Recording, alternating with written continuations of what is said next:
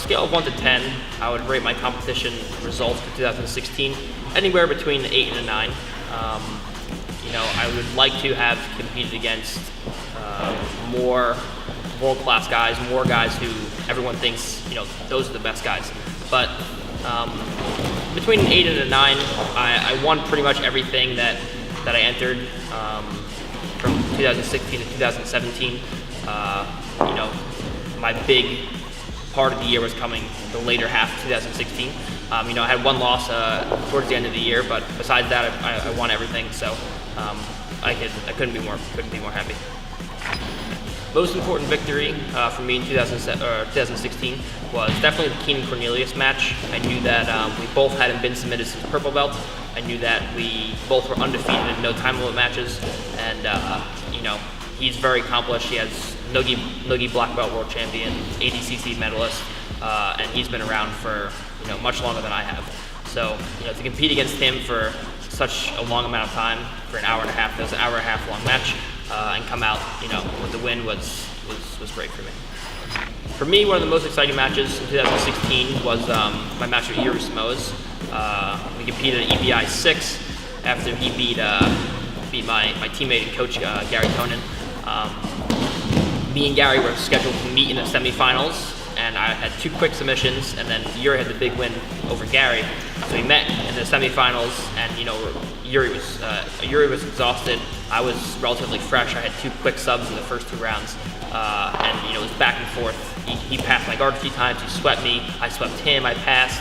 I almost took his back at one point. I'm pretty sure I was attacking his legs the whole time. And then we got to overtime, and at the first round, he was attacking my back. He got his arm across my neck, locked in a full rear naked, and almost put me unconscious. And I managed to peel his arms off my head and slide out. And then as soon as we started, when he was defending, he tried to put his arm underneath my leg and scoot down, but I trapped his arm in a body triangle. So for around 5 minutes, I had his one arm trapped in a body triangle, his other arm trapped with my hand, and I was digging underneath his chin trying to get the strangle in. And eventually I got it across his face, and I managed to finish it rear naked. And I just crawled off the mats remembering my arms were so dead. I'm shaking my arms out, getting massages from my teammates and everything like that. So that was, for me, the most exciting match. Okay. Competition goals for 2017. One is just to compete against the best guys that I possibly can. If you can think of the top 5 guys as far as Nogi grappling goes, those are the guys I want to compete against. I don't want any easy matches. I'm looking for the best guys. Whether at my weight or heavier, or even lighter, doesn't matter to me. I just want to compete against the best guys. I also want to win, every EBI. I know there'll be a few EBIs that I'm going to be entering. And the main thing I want to win is I want to win Nogi Worlds at black belt, because I wasn't able to do it last year because EBI was the same day. So if nobody else is paying me to do something, I want to win Nogi Worlds. The main focus is ADCC 2017. I just got my email recently that I got invited to the 88 kilogram division. So Abu Dhabi is by far the biggest thing that I want to do. It only comes around once every 2 years. It's pretty much the equivalent to the Olympics of our sport, and to win that is something every submission grappler wants to do in a lifetime. Long-term goals as a practitioner in the sport. I want to eventually compete in the gi at the highest levels of the sport. That will either come before or after MMA. I'm definitely going to fight MMA at some point. The question is when. What am I going to win as far as Nogi grappling goes? How long is it going to take me to get good at MMA? Those are all questions that still have yet to be answered. And then eventually, after I retire, I'll probably open a school, whether it's in New Jersey or someplace else. I'll open a school and just continue teaching. I love teaching, so a school. I'll definitely have a school eventually. Right now, it doesn't make sense really to own my own school. It kind of hold me down to one place, and I want to travel and compete and focus on me right now. But eventually, I'll have a school and students and things like that.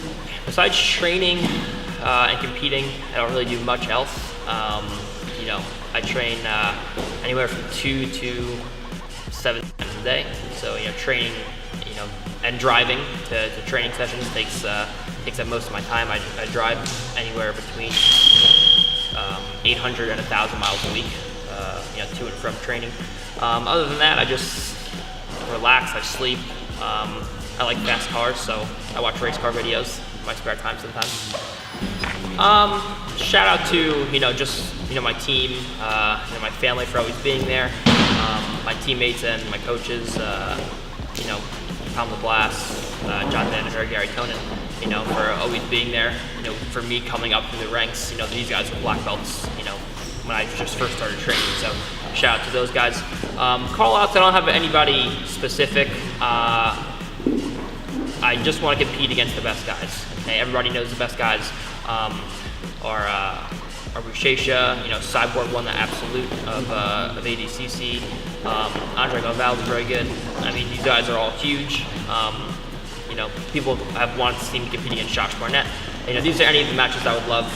Just looking to, repeatedly test myself against the very best guys out there. And if I can do that, that's really all I can ask for.